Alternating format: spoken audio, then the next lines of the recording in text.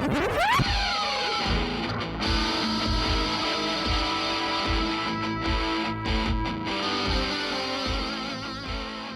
to the Tenant Podcast. I'm Todd Pearson, here with my friend and partner, my brother, Wes Brown. Hey, Todd, how you doing, buddy? I'm doing all right. It's been a crazy 24 hours. It's been a devastating week for the art community here in Denver. If you've seen the Denver news, you know that Monday evening, a person committed a horrific and senseless act of violence, killing 5 people and injuring a couple more. Started in Denver and ended here in where I live in Lakewood. One of those people killed was artist Alicia Cardenas, owner of Soul Tribe Tattoo. Alicia was an incredible tattoo artist and muralist, participating in both Babe Walls and Crush Walls. Alicia recently had been curating exhibits for the Chicano Humanities and Art Council, and Alicia was considered a matriarch of the arts and body modification communities. She was a supporter of the arts and artists, a leader in the community, an activist, a healer, and a teacher, and a mentor to many. And our thoughts and prayers go out to Alicia's family and friends, as well to all the other victims and their families of this tragedy. Before we get started tonight, I want to remind you to, if you want to catch up with us on social media, on Instagram, you can find us at Tenant Podcast and our Tenant Podcast Facebook page. And be sure to check out our website, tenantpodcast.com, where you can listen to both our current and past episodes. All right, let's talk about something happy, Wes Brown. I'm all for it, man. My condolences to the family. But let's talk about SMART, because that's why we're here. And we're super excited for tonight. You know, we'll hopefully get a little bit more upbeat here. I'm sorry for it's really difficult to do an interview like this when such tragedy is happening in a community that Todd and I are really connected to. So we'll get through this. We'll have a great conversation with a wonderful artist that Todd will introduce. Our next guest incorporates materials from nature to create beautiful and serene scenes and elements from the natural world. Welcome to the program, Shannon Mello. Shannon, how are you? I'm good. Thank you so much for having me. Oh, we're excited to talk with you. And I'm a huge fan, and we've been following you on social media for a while. And so it was the stars all aligned, and I reached out to you and you said yes. So we're happy to have you as our as we close the door on 2021 and look forward to 2022. Before we get started, I want to direct our listeners to your website. It's shannonmelloarts.com, and that's shannonmelloarts.com. And you can find her on Instagram at Mello Encaustics. I just have to say, we always gush about our artists because we love them all, because, we only interview people that we really admire. And you're no different. I'm so excited because I love your stuff. I've been going through your website and your Instagram and just absolutely love your art. And it's so serene, when I was looking at some of them. And so I'm just so happy. This is a good way to end of the year on something that is just beautiful. Yeah. So I'm really excited for tonight. I'm really excited to talk about, the process of how you do some of your work, especially the encaustic kind of work. So thank you so much. I appreciate you coming on. This is great. Thank you. Serene is the word that I aim for mostly. So thank you so much for, for saying that. Being an artist is nothing new to you. It's been a lifelong endeavor. But being a full-time artist is a relatively new thing, a new endeavor. What was the catalyst to make that leap? Oh, gosh. One word, COVID. I was a middle school teacher here at in a local school district. And I left my classroom in 2020. I left everything. I mean, I literally thought, I'll be right back. And this is after 10 years in the same place. I literally was looking around. It was spring break. Gosh, I remember one of my administrators walking in and he was kind of doing a check-in. And I looked at him and I said, so-and-so, do you think we're coming back? What's going on? And of course, as most people would know, we didn't go back. And as a teacher at the time, I taught online, which was, very, very challenging in itself. But what was incredible was the resilience from the students. That's always been inspiring. But like I said, I always thought I was going to go back until things got a little bit worse. We had young kids at the time. So right now they're 5 and 8. They would have been 6 and 4. I remember my daughter walking into my classroom after we closed up classrooms, and she picked up something off of the floor, put it in her mouth. I was like, this is why we can't have you back at school right now. It was kind of that day where I was like, this isn't going to work. We weren't the most comfortable having our kids in school at the moment. I had only just begun dabbling, putting my art out there in the art world. My husband is also a teacher, and we started to slowly play around with the idea. And I'm a huge risk taker. My husband is not. I kind of tend to wing it sometimes, and that can be scary for a lot, including myself. But I said, let's just try. I will homeschool and do my art at night, because I had been doing my art at night already while we were teaching. I had started exhibiting in galleries, and the only time I had to do it was at night. So the only thing that was really going to change is I was going to be schooling our kids rather than my 180 students at the local middle school. So in short, COVID was why I decided to pull the trigger and try it. So I got to ask, because I love teachers. I used to work for a nonprofit that did a lot of training with teachers. And so what did you teach?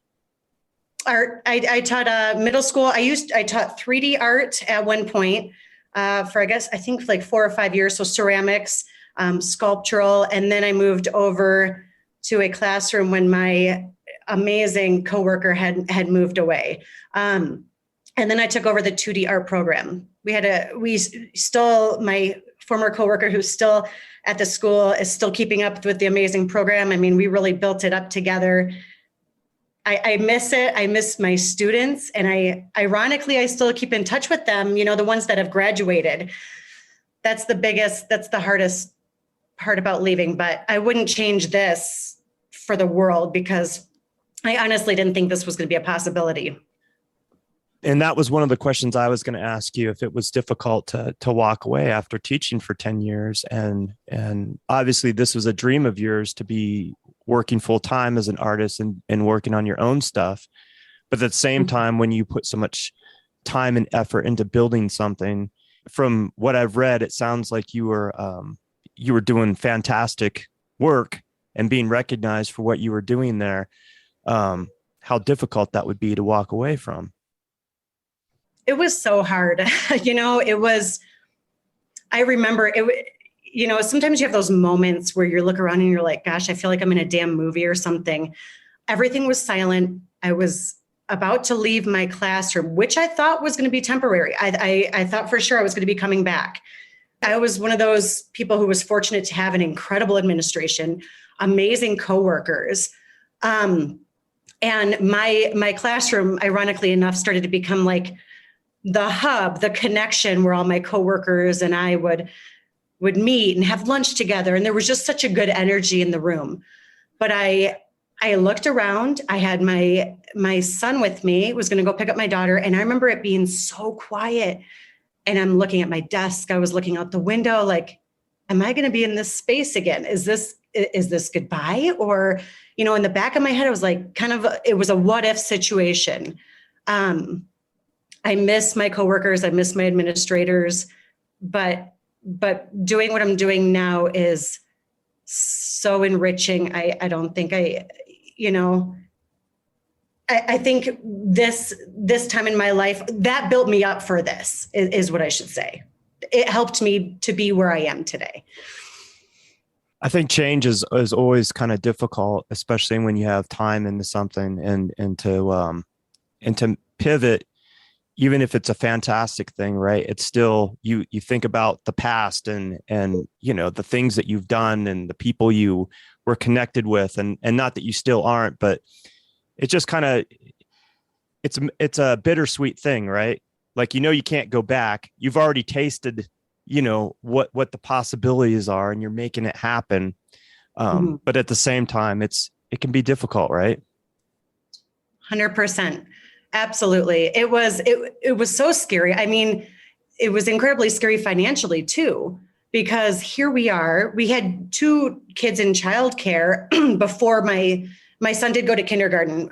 He was in kindergarten during the pandemic, or, you know, the start of the pandemic. And here we were, two teachers, when they were both in childcare. I mean, we were paying $2,060 a month in childcare. And that's hard. That is so hard so in my head, as a teacher, I mean, we don't make a lot of anyway. So, but in my head, I was like, okay, we can take the risk that is equal to us pretending that we're paying childcare still. If I still had that little bit of income, let's just take this risk. And we did calculations. I mean, we made a budget. It was so scary financially. It was, you know, but like I said, I'm a risk taker. I'm a hard worker. I knew that worst case scenario, I would do something. I would find something. It was going to be okay. It was good. And you know, I don't want to be naive and say that, but I knew that there was strength behind saying that everything was going to be okay. Yeah, you kind of have to just manifest it, right? You have to like keep that in your mind the entire time. Like, hey, I'll figure this out. We'll make this work. We can make it happen. Right. Yeah. And you know what? I haven't had to think about childcare in a long time, but that's a killer. You know, I remember when my kids were in childcare, I mean, it was a mortgage payment each month. And what you were just talking about, it's like, holy cow, you know, that's a lot of money. Mm-hmm. Yeah, it's absolutely brutal. It's one of my things, you know, and I know the pandemic has made a lot of us realize, you know, like priorities in life. But I look and I'm like, okay, what we got to shift some things around, because, you know, some things, it's just hard. It's tricky. And yeah, I'm glad we're past that point. Homeschooling is not easy either. Don't get me wrong. I mean, my husband and I are both public school teachers. We love our public education system. You know, and he's still, of course, actively involved with the arts as well in our public school system. But so we're huge supporters. Homeschooling, it's tough, but at the same time, this has literally been one of the most enriching times at the same time in my life. What kind of challenges have you had to negotiate being a full-time artist? You know, I would say time. I'm starting to feel more secure as far as galleries go, but we're starting to, you know, I guess it comes back into planning. We're hoping that the kids go back into the public school system next year. You know, if COVID gets better, they're going to be vaccinated. So ideally, I would love to work in the morning, come outside. I mean, my garage is my studio. So I get my coffee in the morning, can come down, you know, right out here and start my work. Because right now, quite literally, I'm still doing it at night. So that's one of the challenges, is budgeting time. Everything else, you know, we have it easy. We have it easy as far as communication. We have Zoom. We have, you know, there's so many ways to reach people with art. So, I mean, I guess there's a lot of challenges. That's the biggest one that I'm thinking of right now, currently, is logistics, I guess. Makes sense. Is there anything that you've learned that you didn't know before in doing this? Oh gosh, yes. So much. And I'm an open book for so many people who are wanting to do this. If they want to make that transition, I want to put that out there. Like, I will give you all the information, because I was terrible with, how do I do an LLC? sales tax. Oh, there's city and state. I literally called the Department of Revenue and said, oh, God, I wish I could reach out to that woman again. I said, okay, literally, you have to talk to me like I'm a kindergartner. How do I pay my sales tax? I mean, it was literally being thrown in the deep end. It really was. But you know what? I kind of, that's exciting to me. And teachers geek out about this phrase, and it's used so often. They're like, oh, you're a lifelong learner. You're a lifelong learner. But yes, I mean, really, I love learning. Even if I look like an absolute moron, just tell me how to do things, and I will learn, and hopefully I can make it work. But learning my sales tax, charging tax, when to pay it, whether to go quarterly or yearly, all of those things, and what the LLC entails, those things I knew nothing, absolutely nothing about.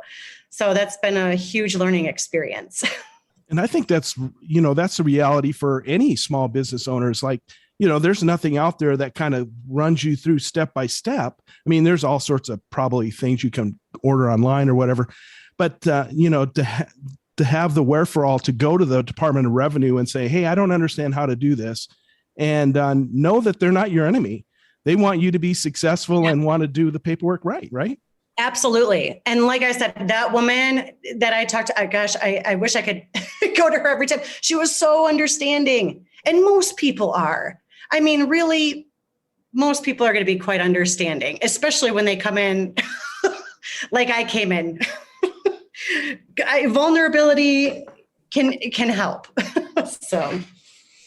Well, even my experience with let's say the Internal Revenue, agency, the IRS or service, they're willing to help when if you find yourself in trouble and behind in taxes, they're willing to help. You just gotta make forth the effort, So I think, and that's a perfect thing for people to understand. It's like, there's answers out there, and you're going to run across things you don't understand and don't know.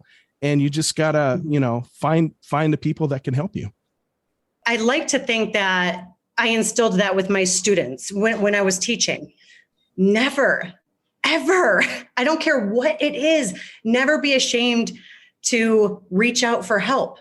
How horrible does it feel as an adult? Imagine a child. I have, and maybe that is me taking that pride in instilling this. Like, I think most people are 100% available and willing to help. Absolutely. So being a full-time artist, has it pushed you creatively in a different way than how you were doing your art before? Yes, there's a term that some people will say, I'm an artivist, is some people will claim themselves to be. And I guess I could I'm getting there. I became a business partner with One Tree Planted. And this is kind of like a little bit of a side thing. I started to become more aware of nonprofits, of environmental charities, to be specific. There's a couple of merchandise things that I have, arts that I've designed, put on these merchandise pieces, and I have proceeds going from that merchandise to nonprofit. I work with Rocky Mountain Field Institute a couple times, with a couple of campaigns. And then, like I said, this One Tree Planted. And I had to source out this One Tree Planted because, I mean, honestly, it's just me. There's no one else in my studio.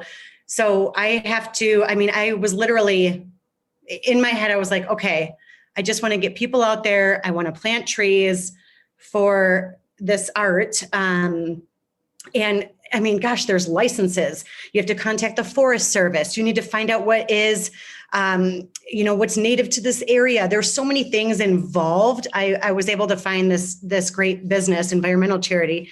So that is something that, in addition to the art itself, that is something that I'm trying to pursue a little bit more, I guess you could say, in addition to the art. So climate change, because you have children, because you have a connection to nature, is something that's near and dear to your heart. Huge. Yeah, it's it's tough. will do anything. And my kids are aware. Our whole family is very outdoorsy.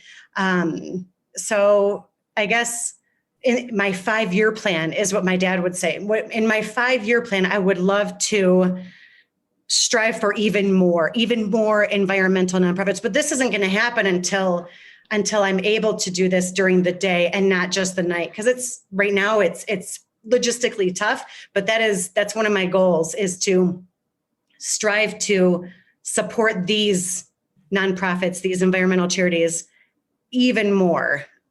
So yes, hugely important with our whole family. I want to talk about this a little bit more in our interview, but I think it's pretty wonderful what you're doing and how you're going about it. Did you ever imagine that you would be in this position that you are in now? Like, could you imagine that like 5 years ago, pre-COVID? Never. And part of me kicks myself in the butt for it. Like, why not? Why? But 5 years ago, no. And in all transparency, I think another catalyst, not only COVID, but I lost my dad in 2017. My dad was my everything. I mean, he's the one who instilled my love for nature. He was in better shape than a lot of my middle schoolers. We have no idea to this day what happened, but it was his love for nature that really, really went, to my sister and my brother and I. We all have this love now. So that was probably one of those situations where I need to find something. I need to do something, because if I don't keep my mind off of this horrible grief process all the time, I'm going to lose it. I really needed to find something to help me build and accept and go through this process with a little bit more peace. So no, 5 years ago, I wouldn't have, even thought of this, but I think my dad's passing in 2017 really kind of kickstarted me. Like, what do you want to do in this life, in this short life? Evident. I mean, he passed at 61 years old. So it really made me rethink a lot of things. Yeah, I can only imagine. Wow. So you taught middle school art for 10 years. I always feel like you learn a lot when you teach others. What did you learn over those 10 years of teaching kids every day? What was your takeaway? I know I touched on this a little while ago, but embracing vulnerability. Like, it is okay. As an adult, as a child, vulnerabilities are okay. And honestly, I mean, be grateful. I don't know if you want to say grateful, but you're human. We have these things. Do not be ashamed of it. And I would tell my students that, just take risks, be a risk taker, see what happens. Let's experiment. It was kind of a unified thing. I hope it, in my head, I hope I was teaching in a way that was more communal. Like, let's find out together. Let's work on this together. Let's see what happens, rather than, me just giving them all the information. I hope it was more of that community feel, because that's how it is when you're an adult. I mean, you're communicating with people. It's not just a one-way receiving end, I guess, and embrace these vulnerabilities. So many students and people are scared to show these things, but it's essential. I mean, I have to put that out on the table. I am a very anxious person. I almost have to say, this is how I am. This is how I go about life. But, that's one thing. And my students taught me that so much, because they would bring these things up and we kind of learned together. It was great. Did you find that it also helped your technique by teaching children how to do the techniques? So that's a really good question, because I couldn't teach encaustic in a classroom, maybe blowing fuses like nobody's business. Just because of all the heat guns. I use a torch. I don't use a heat gun. But anyway, I wouldn't give my kids a torch. Actually, scratch that. They did use them in 8th grade. But I think working with them, I think the problem solving aspects that I would have working with them, yes, absolutely contributed to what I'm doing today. Now, did I do the work that I'm doing now with my student? No, I did not, but I absolutely 100% feel that working with them, whether it was a demonstration, because I had to do demonstrations nearly every day. Gosh, I would show them process and steps. But I think just the problem solving and staying sharp on what helps with visual arts, I think absolutely did help. And being an artist, that's one of the most vulnerable things that you can be, that's really putting yourself out there. You're really being vulnerable when you're doing art and being an artist and showing your work, right? And that's probably one of my biggest struggles. It's so funny because a couple of the gallery owners, they know me now. One of my most nerve-wracking things is to talk about my own art. I mean, to stand in front of a group and to talk about my art. And I feel like, I really can't figure out where it stems from. I really don't. But showing my art, it's hard. And it's really hard to talk about because it comes from a place so central and deep. It's a part of me. It's a part of my mind and my thoughts. And here it is. And holy cow, you like it or you don't like it. It is a very vulnerable thing. And it's something I struggle with a little bit, is putting my own out there, or speaking, I guess, about my own. But I'm getting better. You talked about when your dad passed, looking forwards and something that you could call your own and where you wanted to go. Did you find that art really helped in processing and healing during that time? Absolutely. Absolutely. I mean, if I told him, I said, if he was still here today and say, hey, Dad, I have an LLC, my own business, I'm an artist, I don't even know what he would say. He'd probably be so scared for me. But I knew that I have good energy behind what I'm doing. People call it manifestation. Okay. If I'm manifesting this energy and this goodness, it's got to go somewhere. Something good has to happen from it. So yes, I felt good when I created. I felt better. It helped me through the grieving process. So 100%, yes, it helped me throughout everything. What kind of work did your dad do growing up? So my dad was a small business owner his whole life. It's funny, in Michigan, we call them party stores. It does not sell party equipment at all. In Michigan, it's a mom and pops. It's a bait shop. I mean, it's a deli. It's got everything a 7-Eleven would have, but it's a mom and pop shop. So he owned this amazing business. I ended up selling it after 32 years and then bought an ice cream business. So he was always a small businessman. And I love that. And I loved the idea of running things myself. There's something very appealing of I get to say what I get to do, or you have this control. My dad definitely was not an artist. My mom is an artist, but my dad is, I was a business minor actually from Western Michigan University, because it was one of those situations I have no idea what I'm going to do. Might as well be a business, major. And lo and behold, that's what I ended up doing, was business management. Later on, came to Colorado College to get my master's in education. So it's kind of funny to think about that, but small businesses have always kind of been in our family. So it's part of your DNA. Yeah. Yep, absolutely. And my stepmom is a phenomenal woman. She's running the ice cream store, or was running it after my dad had passed and recently transitioned. She's always go, go, go. So she's also quite an inspiration. You mentioned that your mom is an artist. Where does your journey with art begin? As a child? Yes, we've always done art. It wasn't a huge thing. I guess it was quite prevalent when we were kids. My mom was always an artist. I mean, in Michigan, everyone has a boat. So my mom actually, this is so weird to think about, before vinyl, she would paint the names on the back of the boats.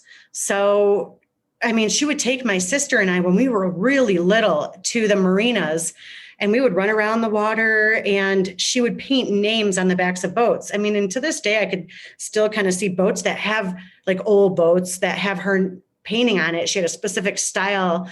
Then she started to move toward painting furniture and murals. And I would dabble with a little bit with her once in a while in through high school and paint murals with her.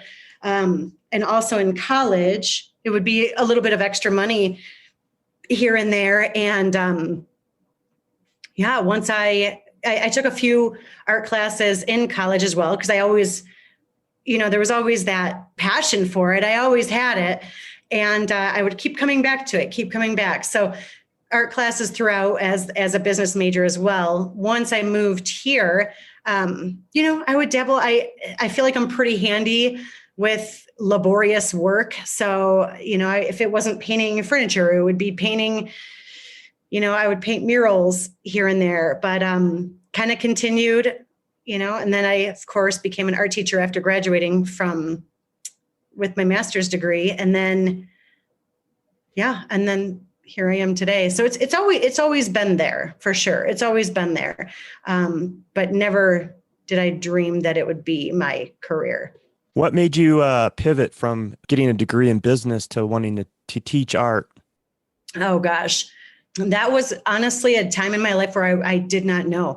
I worked at a restaurant in Kalamazoo, Michigan. I remember one of my best friends, she was walking into the restaurant. We were both going to work, and she had just gotten a phone call that she got a job in Colorado. And again, this is in Kalamazoo, Michigan. So, and I looked at her and I was like, okay, I'm going to be there in a year. Give me a year. Graduated from Western with my business degree, moved here, lived in a tiny apartment near the Garden of the Gods. And I worked at the Broadmoor. So I was like, okay, maybe I'll move up to management at the Broadmoor, which is a nice hotel down here, big resort. And worked there for 5 years, met my husband there. We were both servers. He was going through the grad program while he was working. So he was doing a grad program at Colorado College. And I started to kind of pick his brain about it,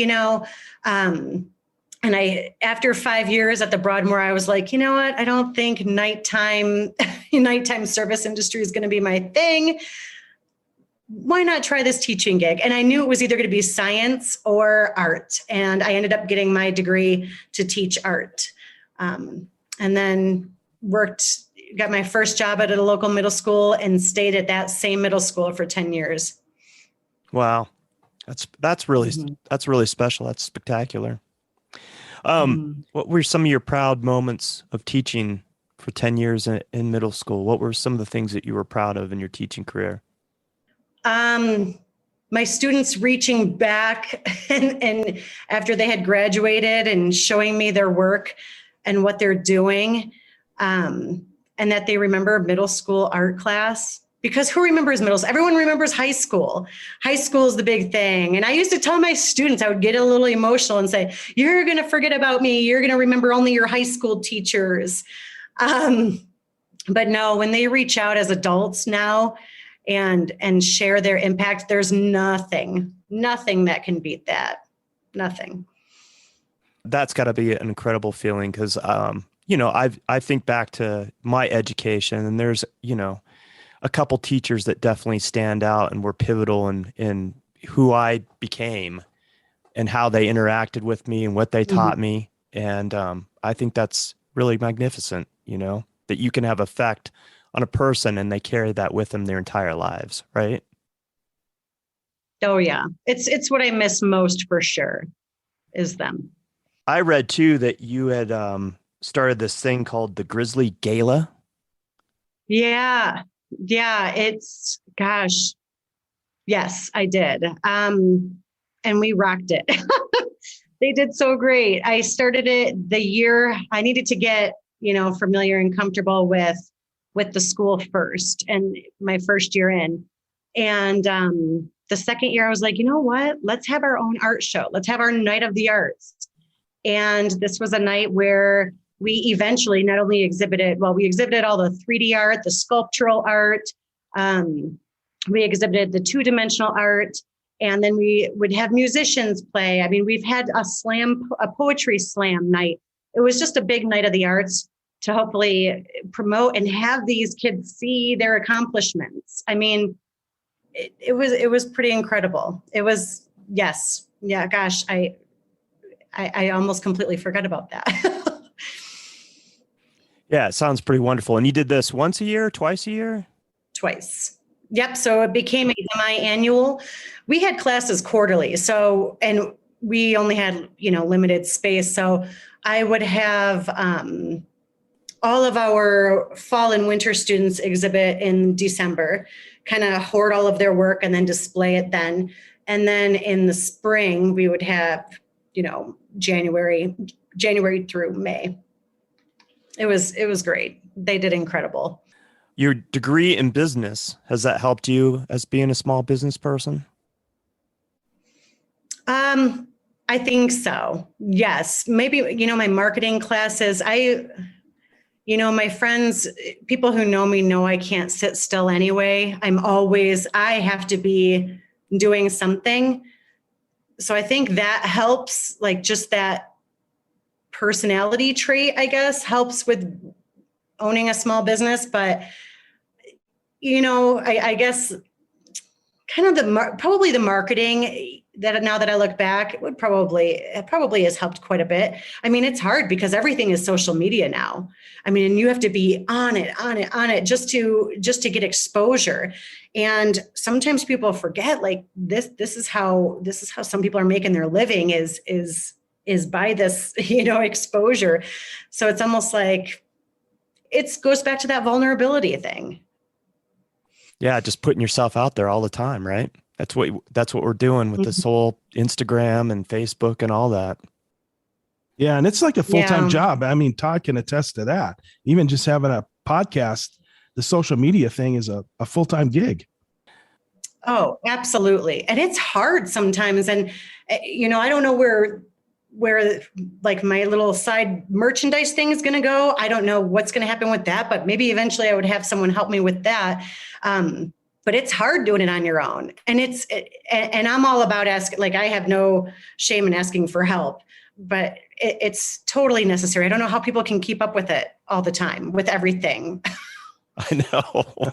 It's like, how do you get any work done if you have to worry about, what's going on social media that day as far as what you're pushing out into the world, right? Yeah. It's really tough.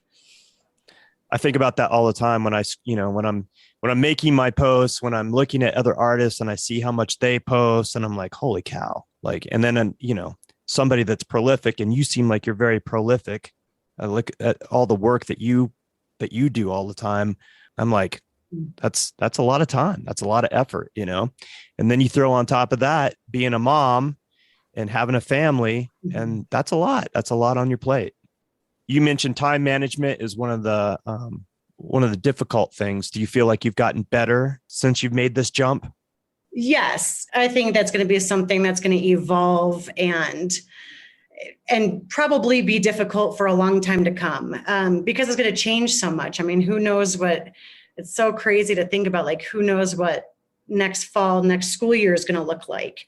And it's tricky. I mean, it's hard to always say, oh, I got this. Because some days you really just don't. And that's okay. And it's totally okay to be there. So yes, it's getting better, but it's probably always going to be evolving. Absolutely. And as your kids get into different things, and like you said, and then you throw in something like a pandemic and everything gets skewed again, so, but one of the benefits of being an artist and having an art life is that you have flexibility with your schedule. And then you throw in the fact that, you have this, this great partner, your husband, to help. And the other facets, and you make it work, right? Absolutely. Absolutely. There's always going to be, yeah, it's almost like you have to reassess every so often, which I think is healthy in itself. So especially someone like me, who's like kind of gung ho with everything, like, let's do it. Let's do it. Let's do it. It's like nice to hold up, slow down. Let's think about this. It helps. It helps. And this is something we haven't really touched on ever in any of our previous podcasts, but how important is that, the relationship with your husband? I know in my relationship with my wife, she helps ground me when I'm out here in the ether. She's the one that kind of brings me back to earth and or gives me the riot act if I'm getting too squirrely, right? How important is that relationship, and how important is it to have that person? Oh my gosh. Anyone who knows both of us knows that Andy he is even keel. He he's an actor. So he teaches theater, high school theater. He's got this public speaking thing down. He's been on Jumbotrons. He's been in front of huge audiences. And I'm over here, an absolute basket case, anxiety through the roof. He's very much my centered, calm, it's going to be fine. It's going to be fine. And yes, he's I'm a very optimistic person and he's the realist. So sometimes, I get on this case for being like a little too real, like, come on, we can have a little more optimism. But I mean, no, it's wonderful to have this balance. And it's awesome to have the support and encouragement from him as another creative, supporting me on this whole endeavor, because it was terrifying at many times. Yeah. I mean, this is your journey as an artist, but at the same time, you're a family unit, and, what you do and what he does, it affects the whole, right? And communication is essential. How much do you guys talk about what you're doing with your art business? I do bounce ideas off of him a lot. I probably scare the heck out of him with a lot of my ideas. But I do bounce ideas off of him quite a bit.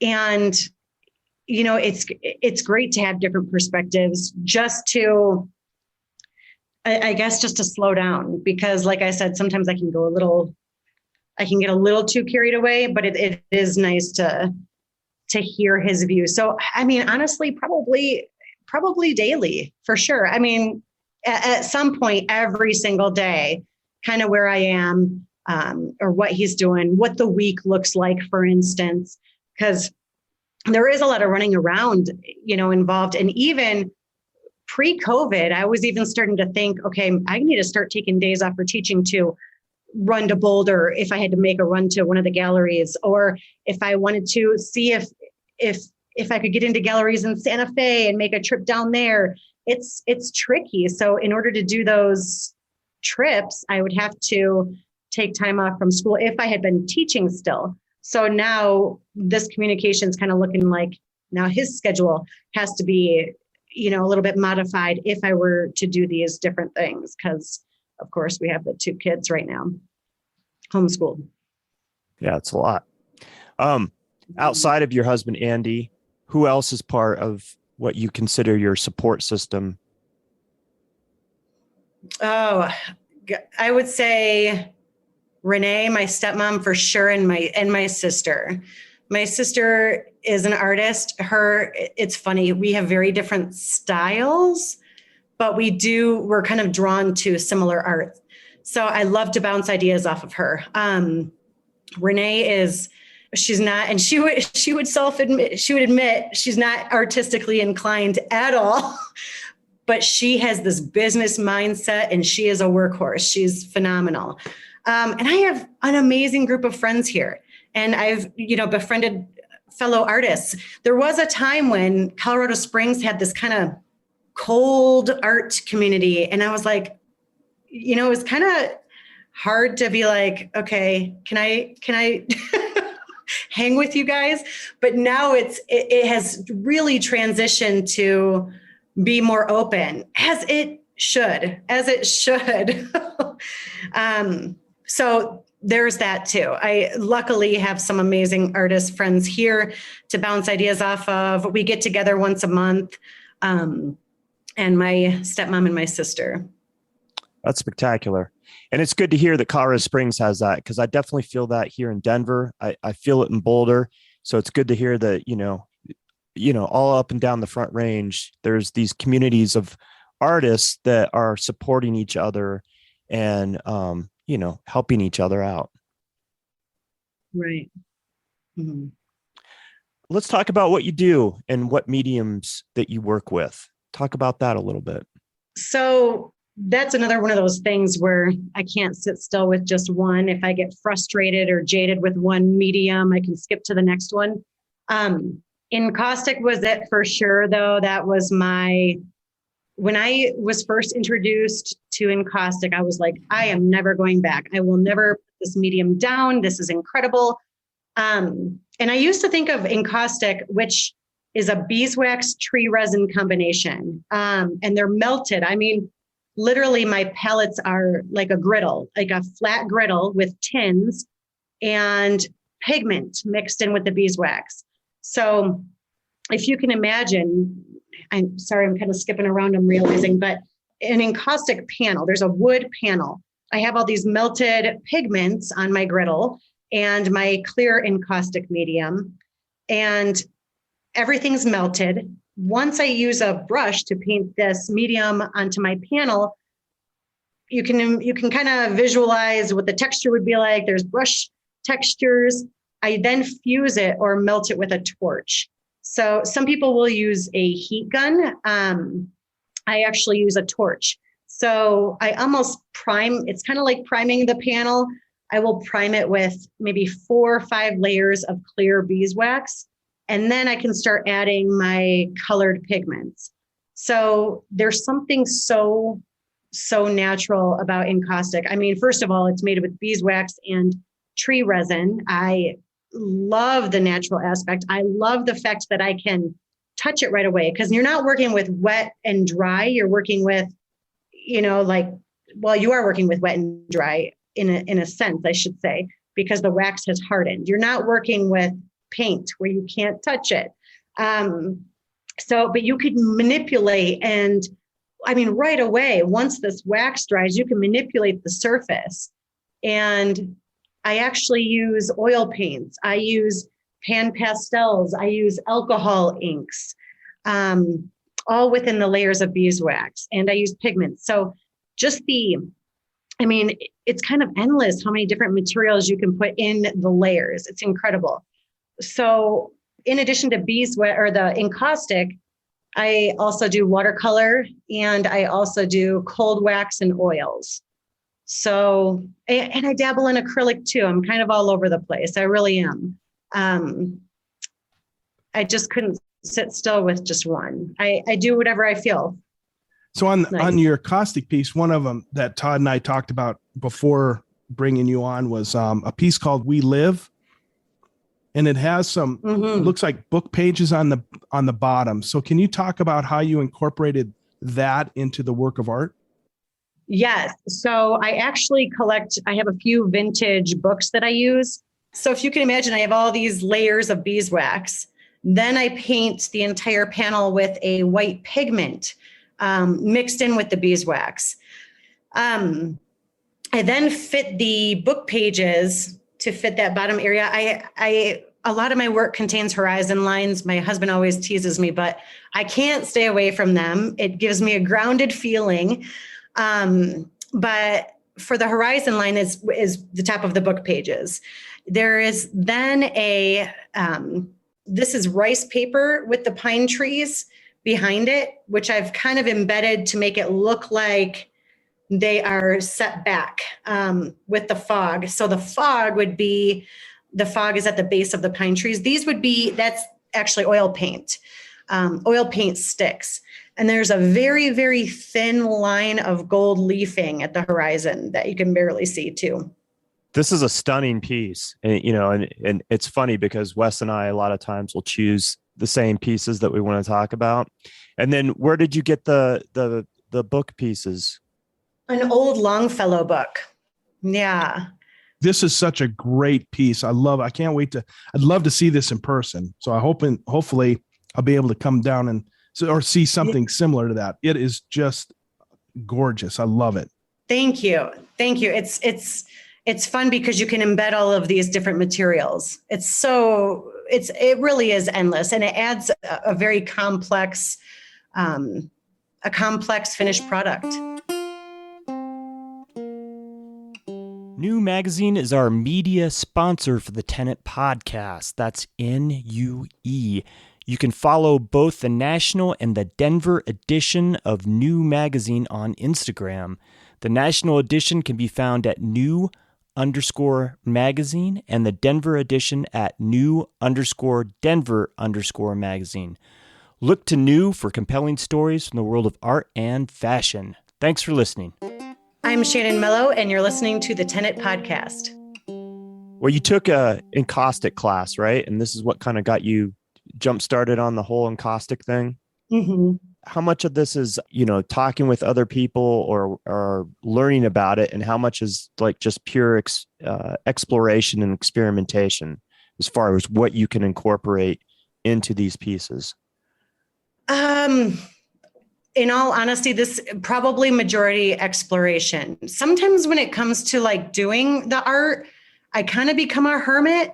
I mean, I'm willing to I love collaboration and I love talking, but doing the actual artwork is kind of like, that's where I zone and get into my flow and I experiment.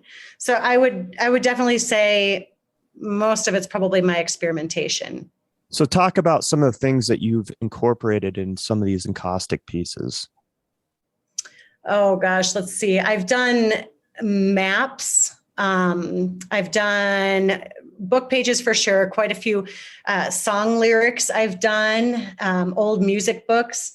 There's a process called shellac burn. There's some works that I have that almost give like this spider web effect. And that's actually where I put like literally furniture shellac. And then I burn over top and it breaks up into this really cellular texture. So shellac burn is definitely in a lot of them. Gosh, I've had pieces with mica. So my family and I will go on like mica hunts over near Lake George, just on the other side of the peak. And I've embedded mica into a lot of my works, the mica crystals, and I've gold leaf sticks. It all goes back to my fondness of natural materials. Almost everything has some sort of natural aspect to it. So I've embedded a lot of natural materials into them too. I want you to talk about this particular piece because this looks like it has a lot of, I love this piece. And I don't know if I saw the name of it, but there's a lot embedded, it looks like, in this particular piece. Talk about that.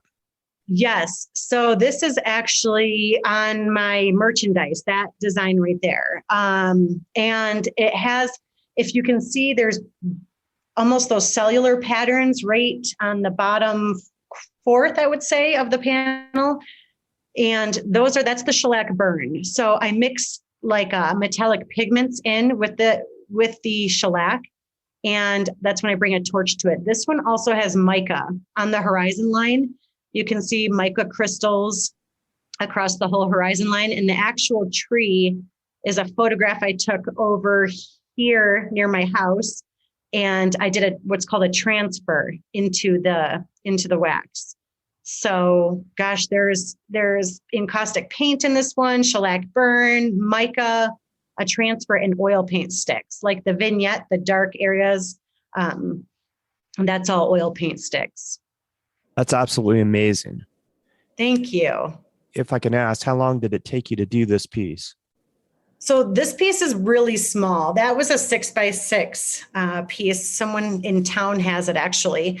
6x6 small panel. It probably took the whole night. So maybe 4 hours. 4 hours. Wow. And that can vary so much. It's tricky. Some of them take months, but that was a pretty small piece. Yeah, it's just absolutely stunning.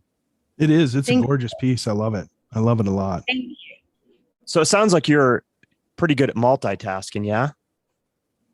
Try to, but sometimes multitasking can be bad. So I'm trying to be more in the moment with things, but I guess you could say that. So do you have multiple projects going on at the same time? Is that pretty common for you?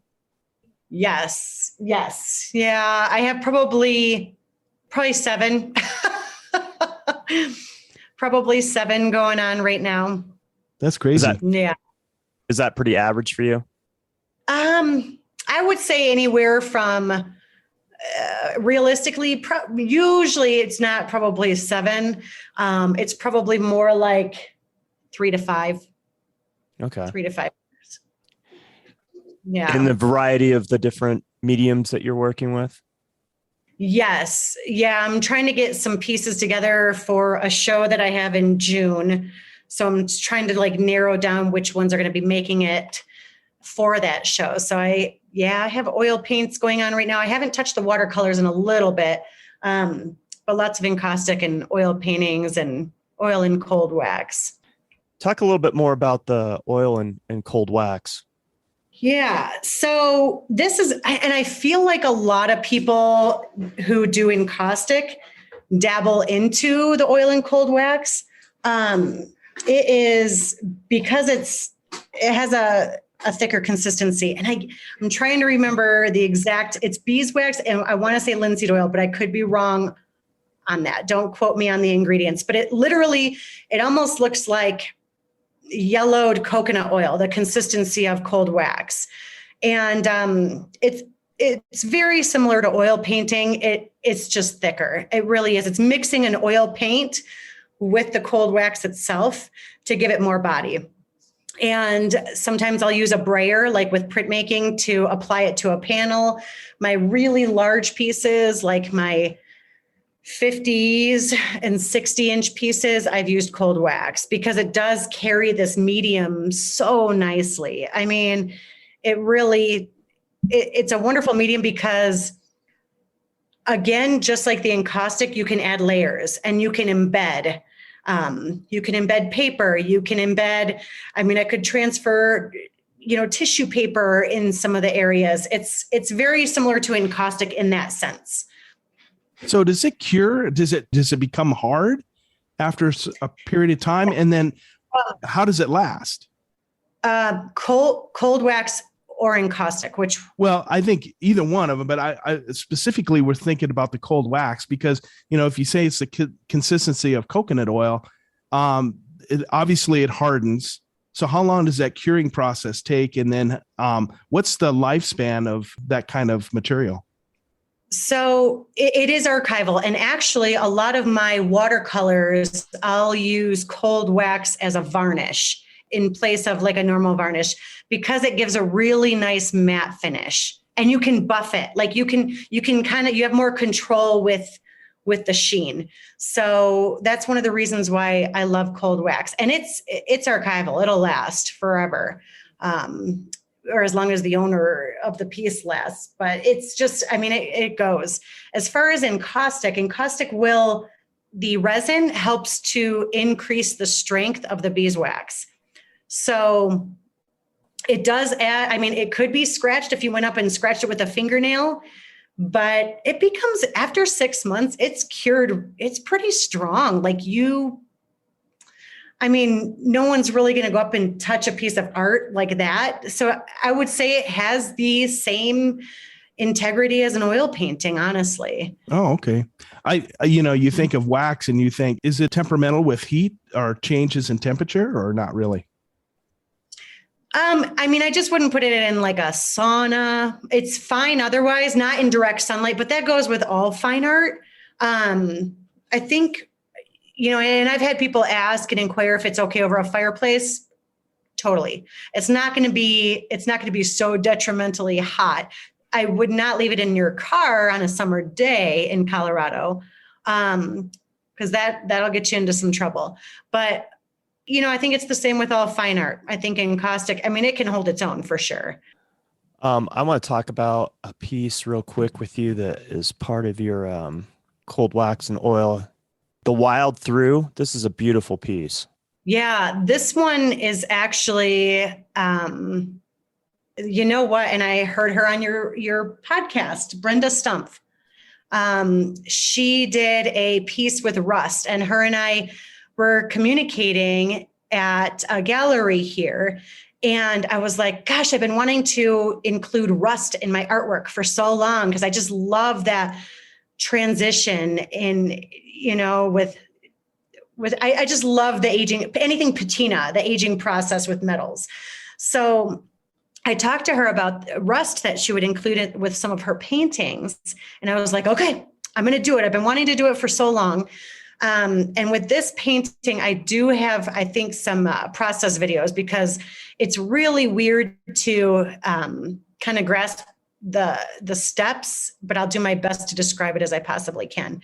I did start with a primer in all of the areas that I have the rust. Once I have it primed, I've actually painted it with an iron flake paint, tiny little iron flakes, condensed into this paint. And then I sprayed an acid over top to speed up the oxidation process. So it was really exciting going out into the studio the next morning, because it was that night that I had done it. And, surprise, in the morning, it's going to be completely rusted. And it was. And what I wanted to do was keep the rust, and you can kind of see the textures in this painting.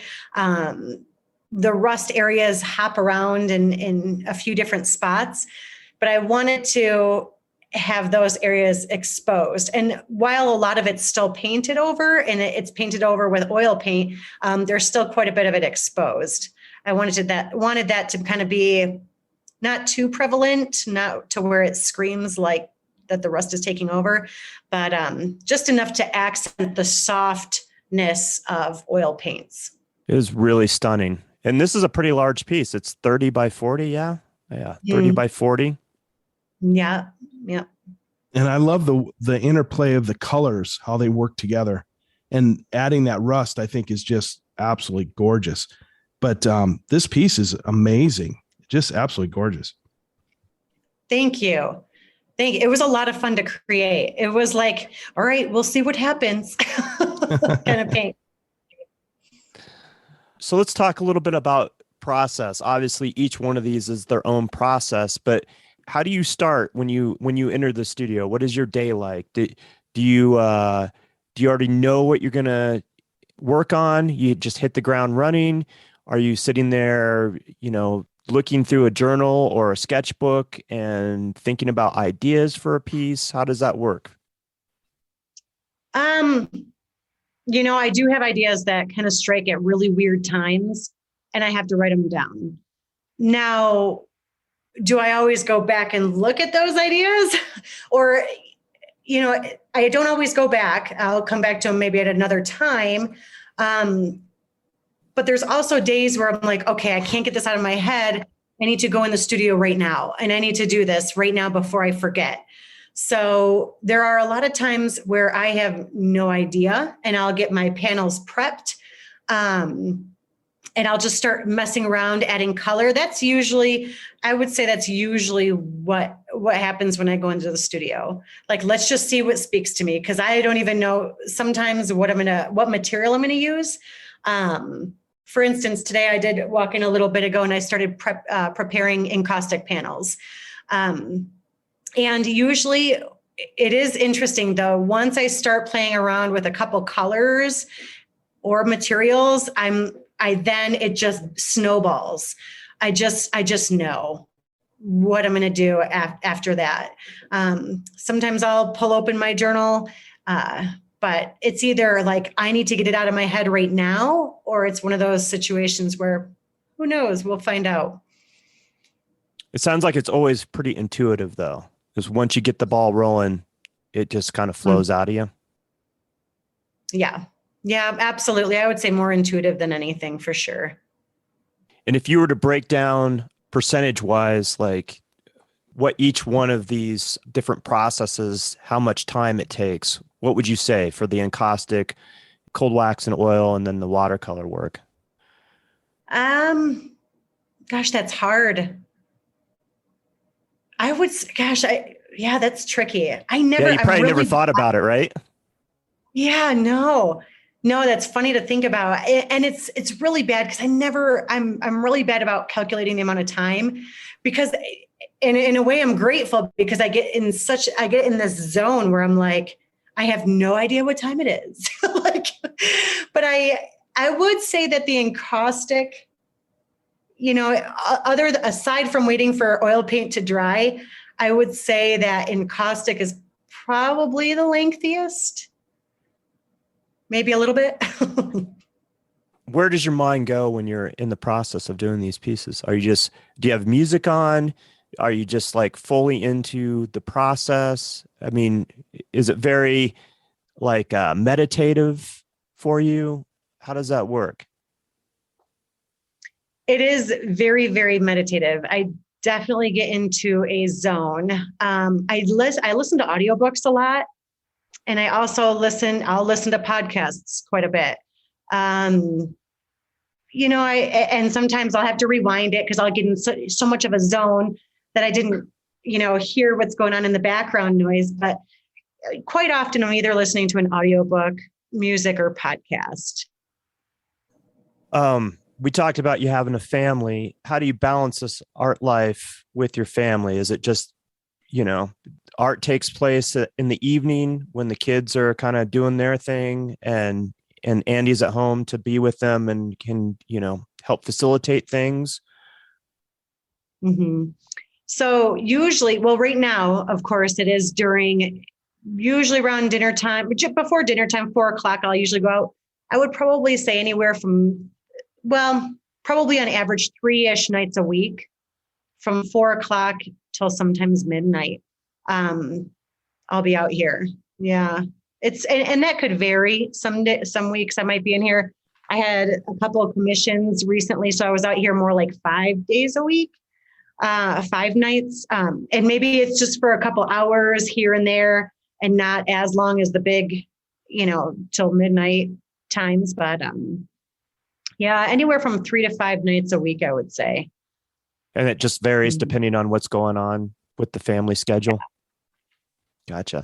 Yes, which is kind of nice, because there's usually not like really hard pressure, but at the same time, it's hard to make sure you get things done. But so far it's been successful. And I'm kind of like, I make sure I have to get things done at a certain time. And I make sure I'm very good about that. You mentioned commissions. Do you do a lot of commissions? I do. And I love them. They're fun. They're a lot of fun. It's one of those things where, wow, this person's reaching out to me because they see my style, they like my style, and they want me to make something meaningful for them. So it's quite an honor to take on commissions. They're fun. And what is that process? People just reach out to you? Do you have them sign a contract or anything like that? Do you get money up front? So generally speaking, yeah, I do have a contract on my website for commissions. And generally speaking, usually I will take half of it beforehand, half of the payment before I complete the commission, and then afterward. So it works out pretty, and it's sometimes intimidating to do a commission. Like, hopefully it ends up the way that they want it. But at the same time, it's like, I have this mindset where, like, they know my work. They trust me as an artist. It's fine. It's quite nice. And like I said, it's a nice honor. So do they mostly like when they're doing a commission, do they mostly look at something and say, I want something very similar to this with maybe color scheme, or do they have like a photograph that they want you to incorporate into an Encaustic piece, or what? So the most recent one was a sentimental place. The couple actually happened to get engaged in the place that I had done. I did it. It was a lighthouse, and I had done it in Encaustic. I did it was 72 by 60. It was huge. That was so scary to ship. But I did a 72 by 60 commission where people said, these are the colors that I like. This is the style. Kind of picked maybe 10 pieces of my artwork and I kind of mashed them together. Is really, I know that sounds kind of funny to think about, but I mean, essentially they trusted me to take the pieces, the aspects that they liked about certain paintings and kind of create their own. And then are they included in the process? Like, do they see the piece in process, or is it just like, okay, I'll start it, here it is, and pay me? I actually don't show them during the process. Process can be tricky because it looks so different, until it's done. So I tend not to show them until it's finished. Yeah, we've had artists where that we've talked to that do commissions, and they're actually part of the process is this dialogue with the commission and the people that's doing the commission. And so it can, like they even said, sometimes it changes, and they're unsure where the change happened or whatever. But it it works out for them that they have this dialogue.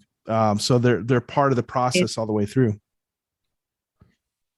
I guess it's hard because I almost feel like there's no best way to it, but I guess both ways work. How much work that you do, how much of that is commissions these days? I have a commission maybe once every other month. It's not something where I'm constantly working on one. I would say once every other month I've been having them. So not a ton, which is, in a way I'm like, you could look at it both ways, I guess. You're like, oh, the work that I'm creating seems to be striking a chord. Oh, that's good. Because if they are still selling to collectors. But yeah, I would say once every other month, once every 2 months, but not crazy busy with them. That sounds like it's a nice flow where you're able to just do your own thing, but at the same time, you're doing these special pieces for people that have reached out to you. Yes, I think it's kind of that sweet spot, that perfect flow, because right now, like I'm looking at pieces that I'm kind of preparing for a show. I have a small show right now, or a small exhibit at a gallery. So getting that commission kind of going into this show was a little tricky. But, I communicated that with the person, and it worked out. But right now I'm starting to kind of brainstorm. January, February tend to be a little bit slow, which is nice because it is that catch up time. It's that deciding time. But I know as soon as I say that, then things will start picking up. But it's nice that I can concentrate right now on what's going to be in the next exhibit. I want to talk about these beautiful ornaments that you made for Christmas. I guess I should have been paying a little bit more attention. These are really lovely. Talk about these ornaments that you did. So these are fun. They're actually wood slices. So they're a cross section of a tree. And this year I did keep them simplified. I wanted them classy, simplistic. But each one has a mica crystal with a tree transfer, and then there's gold leaf. So they were, last year I sold out of them. I was a little nervous this year. So I made sure that I made extra, because I like to have them on hand just to have, as a smaller product in my studio if someone was interested in them. But no, they worked out quite nicely. They were fun. How long does it take you to do one of those, since you're doing a bunch of them? Oh, and I have literally like an entire tray. They took a long time. The mica is hard. In one night I would work on maybe 20, and it took probably a good 5 hours for getting 20 of them done. And they're small, like 3.5 inches. So 5-6 hours, probably, maybe even more toward 8. It's bad. I'm really bad. I don't keep track of that time too often. I'm looking at these and I was thinking to myself, people probably look at them and think that they're pretty straightforward, but I'm imagining they took a lot of time. So I'm glad you spoke to that, because I was imagining, hearing about the process and everything, that there's time spent knocking these out, but they're so beautiful. They're so elegant. Thank you. Yeah. They ended up being quite nice. Thank you. Did you sell out of these this year? I actually have a few left. I think they're at a couple of galleries downtown. And I think there's a few left there. Okay. So these pretty much go to your galleries to sell during the Christmas season? Last year they didn't. I think they sold out in 24 hours last year. Wow. But this, which was tough. It was great, of course, but it was very busy. This year they ended up going to the galleries. Yes. Gotcha. Right on. So how many total did you make this year, if I can ask? Oh gosh. Like, I think 160. Wow. Wow. Mm, You were a busy bee the last couple months then. yes, very. So let's talk about how you go about selling your art. You're obviously, and I saw on your webpage, you're in some galleries. You have like 3 galleries, 4 galleries, something like that. Maybe more that aren't listed. Yes, 3 right now that have active listings of my work. Kreuzer Gallery, downtown Colorado Springs, G44 Gallery, downtown Colorado Springs, and then our gallery, which is in Boulder. Okay. How did those relationships come about? Did you do the outreach and then show some of your work to them? Or did they see some of your work somewhere and say, hey, I'd really love to have you in our gallery? How did that come about? Let's see. I'm trying to think. With Kreuzer Gallery was the first, and I believe it was an exhibit. It was an open call. And I believe it was her gratitude exhibit. So she does a gratitude exhibit annually. It's incredible, with many local artists. And I believe it was one of those shows that I had entered, and just ended up building a relationship and continued doing a few open calls, different shows. And she's good friends with G44, the owner of G44 Gallery, Gundy. And I kind of walked into G44 and introduced myself, showed her some work, and she took me on that year. And I just had this last summer, a solo exhibit with G44, in July. And my next solo exhibit will be at Kreuzer in June. And they're now adjacent. So they're right next door to each other. Our gallery, I believe, I want to say it was an open call. It was an open call. It was on Cafe, Call for Artists. And I had submitted a very, very large Encaustic and 2 large oil and coal wax pieces. Are most of your sales through the galleries? With the help of social media, I would almost say it's 50-50. Really, I would say half and half. So 50% through the galleries, the other 50 through people seeing your stuff on social media and reaching out to you, or going to your website and purchasing pieces off the website? Yes. And unfortunately, I don't have the business to where on my website, I don't have them directly purchase. They do reach out though and communicate, if they wanted a piece. It's nice because I'm starting to establish these relationships from, people from Michigan, where I'm originally from, and collectors in New York, for instance. And it's really fun to establish these relationships. And some of them have even become friends. And that's all social media. It's so crazy. And one collector, her and I have become very good friends, and she's in Wisconsin. And I remember shipping my first piece to her. So it is interesting. I would for sure say 50-50. I mean, the wonders of social media as a small business, it's kind of crazy. And people put their trust in it, which is impressive. That's really exciting. Mm-hmm. So what platforms do you utilize to help get your work out to the general public?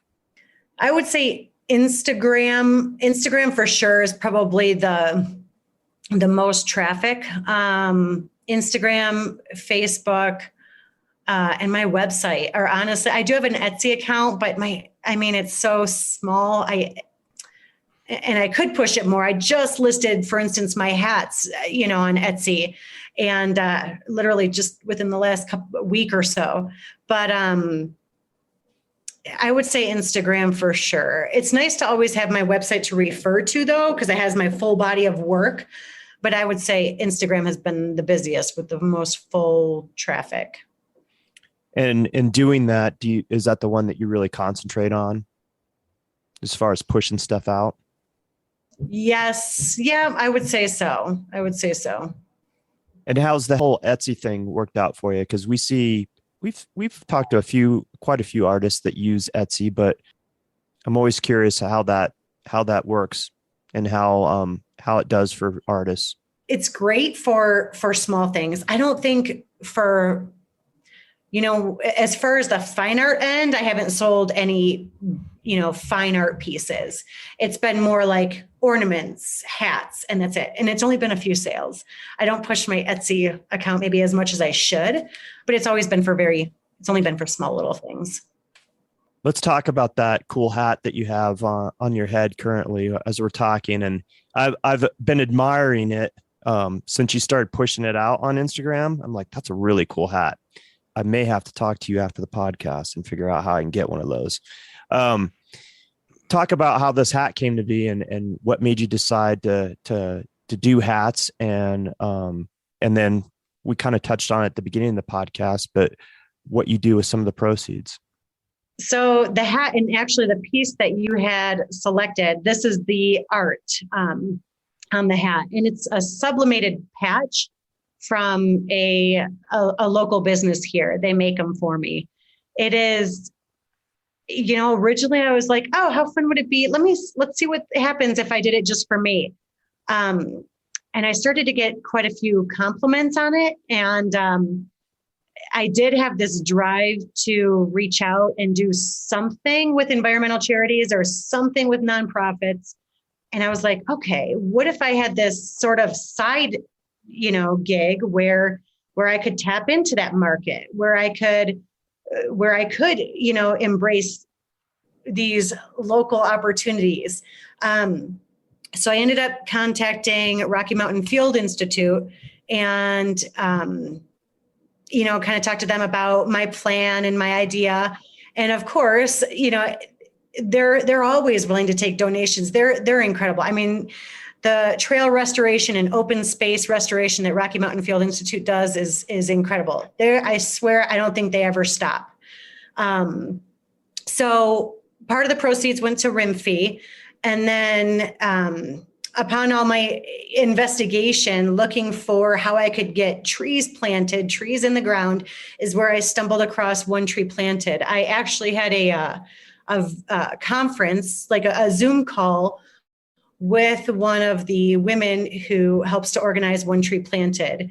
And they have the means for, keeping track on where they planted, checking out, how they have an 80 to 90% success rate with their trees that are planted.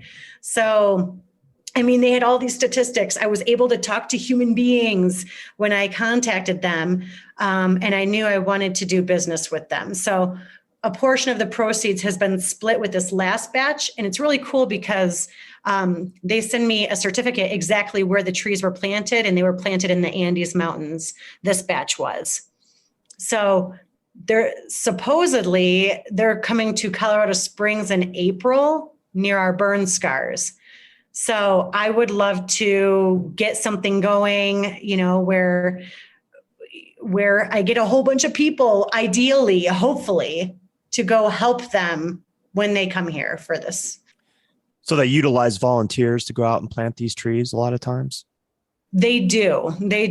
It's quite exciting. And I don't know as far as RIMFI goes, how they work with volunteers. I would have to investigate that a little further.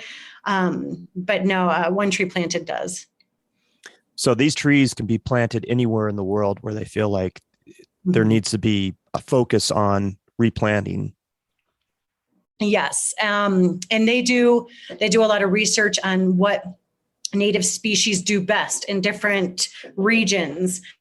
It's quite incredible. It's exciting. It was exciting talking to them.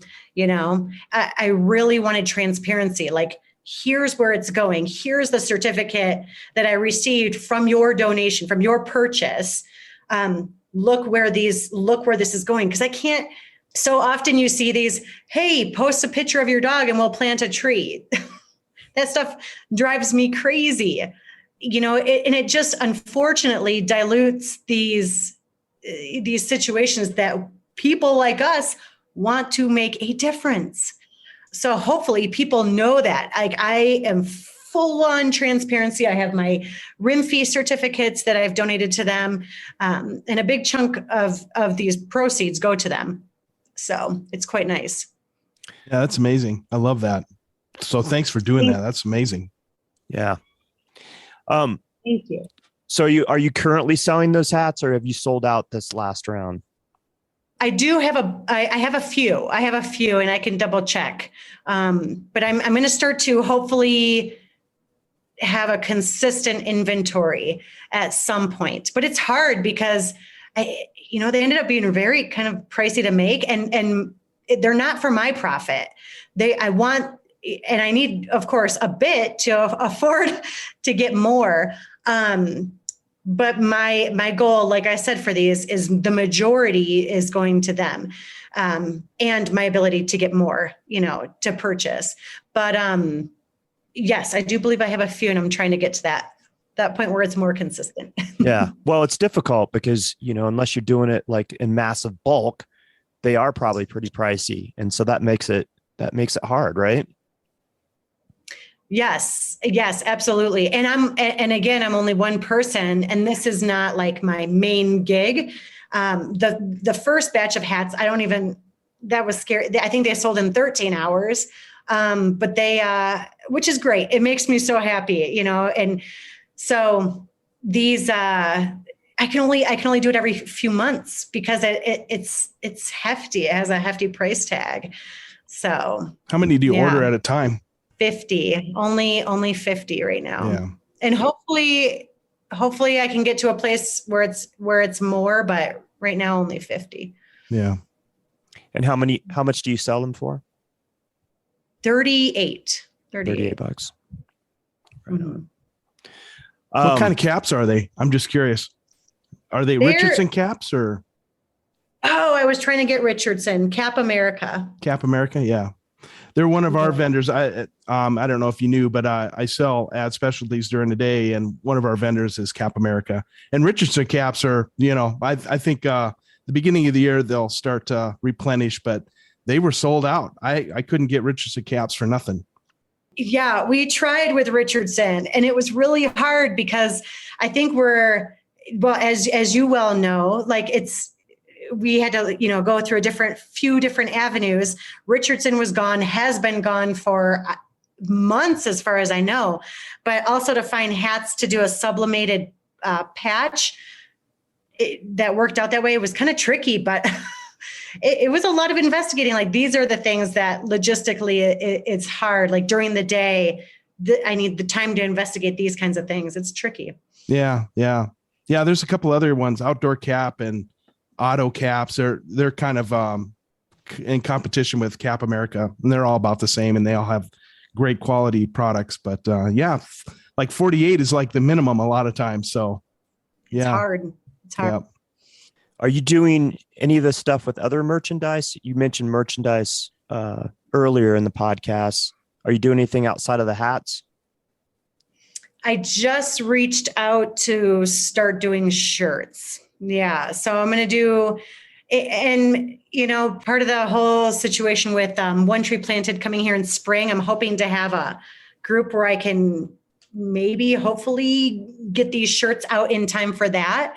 But shirts will hopefully be coming down the pike as well, because I feel like they're a little bit more economical than hats, in all honesty, is what I found out. And that way I can still take these proceeds and dish out even more to local businesses who give back.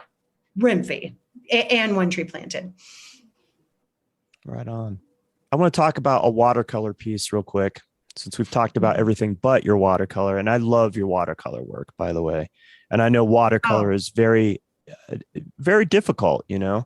Some people just don't even want to go there because it's so difficult. But I love this piece here, and it's called Frost. Mm-hmm. And it looks like you've done some gold leaf stuff here. Yes. So this one actually has, I love these paints, and I'm completely spacing the name on the watercolors, but they actually use ground up crystal with the paint. So it's this amazing, paint that Daniel Smith, there we go, Daniel Smith. But they have this amazing sheen to them. And in this case, I do have gold leafing, and to make these speckles, you can use rock salt to create this crazy effect. But yeah, that one's a lot of fun. Watercolor, and I used to tell my students, because you probably had watercolor as a young child, you feel like it's this easy medium. Hands down, still one of the hardest mediums that I've ever used. Still, it's hard, but fun and very rewarding. Yeah, one of our interviews we did, they said, watercolor is like easy to learn, but a lifetime to master. I completely agree. It's very difficult and very temperamental, and not as forgiving as a lot of other mediums are. How do you go about pricing your art? So that was a huge learning experience. What I ended up doing is actually Kreuzer Gallery and G44 Gallery. The owners put together this, obviously had to have been COVID time. They put together this conference where artists spoke about pricing, and everyone kind of gave their input. It was hard before this time. Now I price per square inch, depending on the piece. If it is framed, however, that's kind of a different story. It depends on the frame. And I'm just now dabbling into that, except aside from float frames with my Encaustic. Frames are a completely different story, but I do price now across the board per square inch. Gotcha. And so where does an original Shannon Mello piece start at, and what does it go up to? So 8x8s are $200, and that's for Encaustic. So I should have specified that too. So watercolors will be a little bit more, if they're on paper, will be a little bit lower. And then I have a $9,000 tree piece here in my studio, which is, I want to say 60 by 48, I believe. Yeah. So they're a big range. And then I want to talk about skulls. So you paint steer skulls. How did you get involved in that? And is it encaustic paint or a little bit of everything? Or can you talk about that? So they're so fun, but they're heavy, and I have to hold them with one arm while I'm torching it with the other. So I feel like I'm like getting the biggest workout with these things. But anyway, I think it goes along with that almost like that can I say patina? Even that goes with metal, like the cycle of metal, the cycle of life. I don't know why I am drawn to these things. And again, it being a natural material. So yes, that one there pictured is actually encaustic. And let's see, I've done 4 to date. The 3 out of the 4 have all been done in encaustic. I have one featured at a G44 gallery right now, and that is the only one that I have done with cold wax. So, but the encaustic, it's fun because it's like this, it creates this conglomerate of natural materials. I mean, that skull right now, of course, has its bone with beeswax and tree, all of it's natural. It's just, to me, that is so cool. And it is born again because it looks completely different. It's just this ode to what the natural world already has. It has so much beauty, and to kind of take that and do your own twist is so much fun. I love it. Yeah, I see a lot of buffalo skull up here in South Dakota, and most of it is Native American related. So it's really cool. Like in this one called Born Again that we're looking at, I love the colors that you've chosen and the design, because it's really beautiful, and I love the caustic look of it. It's amazing. So how did you get started? Like, I'm going to paint a skull. There's a market here. I was inspired by a couple artists who have done encaustic on skulls. There was an artist on Instagram who, she does like these tiny little skulls. I don't even know what animals they were, but it was really intriguing. And I had seen, just before that, these cow skulls at a local amazing market here in Old Colorado City. And I was like, okay, I'm going to give it a shot. We'll see how it goes.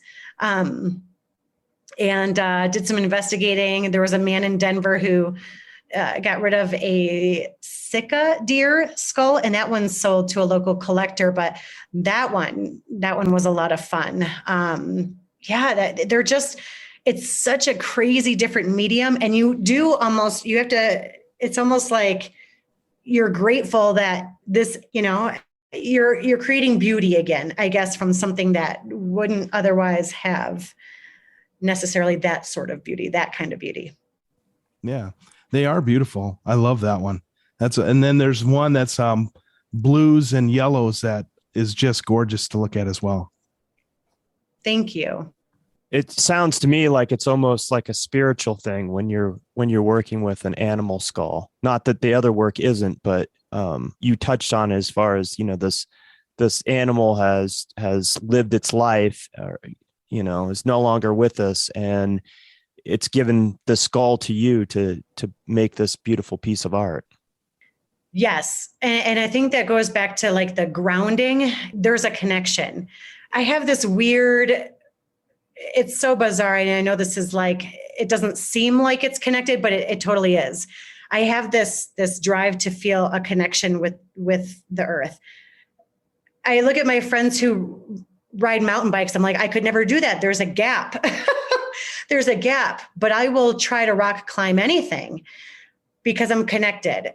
I always feel like I need to have this weird connection to the earth. And I get that also by doing these natural skulls. And Todd and I feel the same way. You can't, it's one of those things that you can't explain fully to people. And it's almost like one of those things where you want to keep it sacred, I guess, but you have this connection. This is where your piece is. This is where you feel the most energetic. And it's hard to explain that, with words. So it's nice hearing other people's outlets and how they communicate that love and that connection. Nature is my church. I don't go to a Christian church, but when I'm out in nature, I definitely feel akin to a spirit or, the maker, for sure. I'm right there with you. we just talked about connection. How important is that connection with the people that purchase your art, that collect your art, and the galleries that want to show your art? So recently I did have a watercolor that sold. It was a framed watercolor. And the woman who purchased it, I don't think she could have said it any better. Like the words that an artist wants to hear. She said, Shannon, I feel like I am in this piece and I can feel where it is. And that right there is what I tell potential collectors or anyone even remotely interested. Don't get it unless you feel a connection. I want you to feel the cool or the warmth in the painting. I want you to be able to smell the rain that I see in this painting. I want you to hear the silence that is there, or the crunching of snow. Like if you can feel connected that way, I feel like it's important. Like that, there's no words to explain that connection.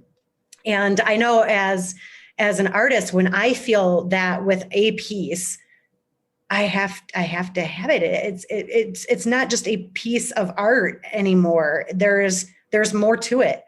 There's an energy with it. It becomes an asset in your life, if that makes any sense, a spiritual asset. 2022, looking forward to it. So 2022, I do think it's going to be an amazing year. Yes, the show in June is going to be exciting. Up before that, there's a couple of things here and there going on. I definitely want to do more of my environmental charity work and tap into that a little bit more if I can. If it's feasible at the time, we'll see. But no, I think it's going to be a really good year, just because there's some benchmarks that I want to hit, personal goals that I'm working on that I want to achieve, Fantastic. One more question. What advice would you give to someone that wants to be a full-time artist? If they really want to do it now. Do it. You have to visualize yourself walking into your potential studio or your brick and mortar. You need to see people. Who are the people that are going to be purchasing your work? Literally, I played situations out in my head where this is going to work. This is going to succeed. And here's why. This is what I can see. And use resources. There are people out there. And I know we spoke about this in the beginning of the show. There are people out there who will help you for free. They'll give you information. Just do it. If you're wondering if it's possible, if you know it's possible, it is possible. End of story. End of story. Totally attainable. Shannon, thank you so much for taking time away from your work, taking time away from your family this evening to sit down and talk with us for a couple hours. I really appreciate it. I find your work incredibly, not only beautiful, but inspirational. And I love how you meld science with art and you do all this exploration.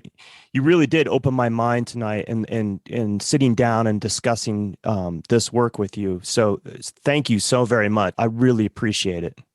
Well, thank you. Thank you for this opportunity. It's been so fun. It's great to hear and talk to other creatives and people who support it. So I can't thank you enough. And I really appreciate what you're doing. I appreciate the work you're doing with nonprofits. I think the work with One Tree Planted is amazing. So thank you for doing that. I love your work.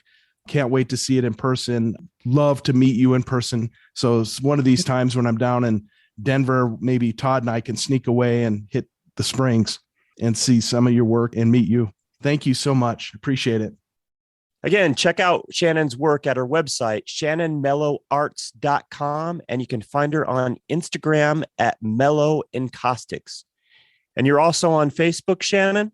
Yes, it is Encaustic Art by Shannon Mello. So check that out on Facebook. I'll have all that information in this week's episode notes as usual. We're looking forward to seeing you in 2022. We've got a lot of great artists planned. Can't wait to talk to them.